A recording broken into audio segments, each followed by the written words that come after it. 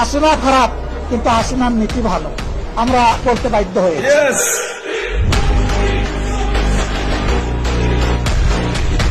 চমৎকার কথা বলেছেন আপনি, অসংখ্য ধন্যবাদ। বহুদিন পরে আপনার মুখ থেকে একটা সত্য কথা বের হয়েছে যে একজন ভালো মানুষকে নিয়ে এতদিন তাহলে অপপ্রচার করেছিলেন আপনারা। যার নীতি আদর্শ সবকিছু ভালো সেই ব্যক্তি খারাপ হয় কিভাবে? হ্যাঁ, প্রশ্ন রয়ে গেল আপনার কাছে। হাল পাইরা উঠছে, যেমন লাফায়া স্টেজের উপরে উঠে যায়। তো অরিজিনাল ভিডিওটা দেখলে একটু সময় লাগবে, একটু কষ্ট করে মনোযোগ সহকারে দেখেন যে এই মিথ্যাবাদীরা কেমনে লাফায় আর মিথ্যা তথ্য প্রচার করে। আমার কথা হচ্ছে, আপনারা ইসলামী দলগুলোকে নিয়ে লাফালাফি করেন, সত্যটা নিয়ে লাফান। যেটা সত্য, যতটুকু সত্য ততটুকুই বলেন, বাড়তি বলার প্রয়োজন নাই। দীর্ঘ সময় ধরে প্রাসঙ্গিক অপ্রাসঙ্গিক অনেক কথাই তিনি বললেন। আমরা তখন বললাম যে আমরা মাননীয় স্পিকারের কাছে আমরা সুবিচার আশা করি। একজনকে আনলিমিটেড টাইম পারমিট করা হচ্ছে আর আরেকজনকে 2 মিনিট দেওয়া হচ্ছে। মাননীয় স্পিকার, আমরা প্রস্তাব দিচ্ছি উভয়কেই পর্যাপ্ত সময় দেওয়া হোক। হ্যাঁ, সময় বাড়ানো হয়েছে, কিন্তু বিরোধী দলের জন্য সময় বেঁধে দেওয়া হয়েছে। 10 মিনিটের বেশি কথা বলতে পারবেন না। মন্ত্রীরা যখন দাঁড়িয়েছেন তাদের জন্য সময়ের কোনো লিমিট ছিল না, তারা আনলিমিটেড কথা বলেছেন। এইরকম ভারসাম্যহীনভাবে আজকে আমাদেরকে দিনটা অতিক্রম করতে হয়েছে।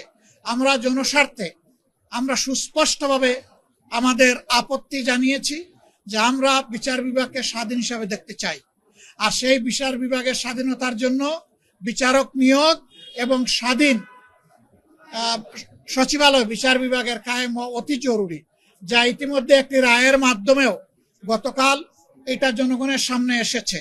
আমরা বলেছি সংবিধান এবং সর্বশেষ রায় এই দুইটাই বলে দিচ্ছে যে এই দুই জায়গায় হাত দেওয়া সঙ্গত নয়, এটি অন্যায়, এটি বিচার বিভাগের উপরে নির্লজ্জ হস্তক্ষেপের সামিল। সুতরাং এখানেও আমরা ডিফার করেছি। এরপরে বিচারক নিয়োগের ক্ষেত্রে কথা এসেছে, তারাই যুক্তি দিতে গিয়ে প্রমাণ করেছেন যে অতীতে দলীয় বিবেচনায় যে সমস্ত বিচারপতিদেরকে নিয়োগ করা হয়েছিল তাদের হাতেই বিচারপতি খায়রুল হকের জন্ম হয়েছে, বিচারপতি মানিকের জন্ম হয়েছে এবং শপথবদ্ধ রাজনীতিবিদ জনাব এনায়েত রহিমের জন্ম হয়েছে। তারা এটা স্বীকার করেছেন।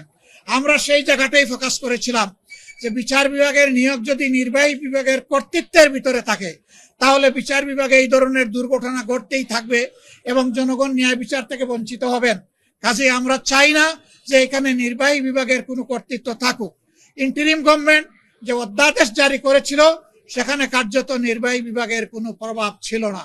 তারা আগেরটাই ফিরে গিয়ে তারা প্রমাণ করলেন হাসিনা খারাপ কিন্তু হাসিনার নীতি ভালো।